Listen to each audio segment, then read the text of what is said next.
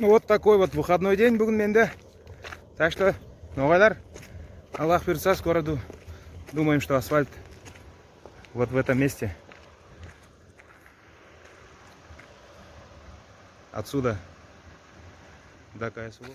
Салам алейкум, аял ноғайлар. Здравствуйте, дорогие друзья. Бүгін 1 август. Жүрім со баяғы жолын ақынан, Қоясыл Тоқойдың екі ортасында Аллах берса асфальт берген күнді болсыншы бізге Алламан. Сонан тілеймін. Бүгін құрбан байрамларының күндері. Бәріңізді құтлаймын, байрамыңызбен. Денсаулық барыңызға нәсіп, аз барыңызға айлыңыз сау болсын, сызламасын, ауырмасын. На той неделе, тез айтайын, что на той неделе Симоненко Владимир Александрович бір икон ағайымыз бар біздің оғайларда.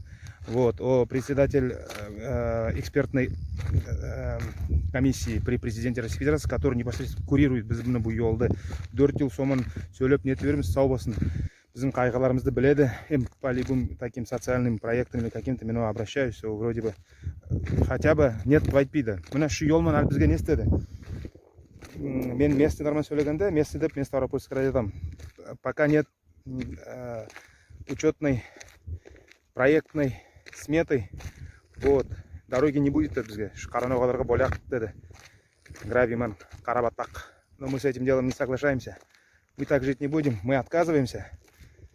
Мы хотим жить в 21 веке с хорошей даңғыр-дұңғыр деген жолмен ту, с хорошим ровным асфальтом.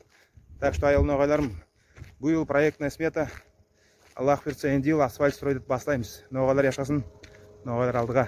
Қайдерсеңіз заман беріңіз. Қайтыңыз ноғай шөлге. Қайтыңыз. Песчаный Альбион на Гайской степи. Каясула Тукуй мектеп. Дорога в своей красе. Тап-таза. Шұқырлар. Топ-толы со баяғы. Аллах берсе бір зат бұйырар. Давайте. Ноғайлар яшасын. С вами был Эсполов Эльдар. Со баяғы. В любой заман. Врач-хирург. Ноғай Батыр.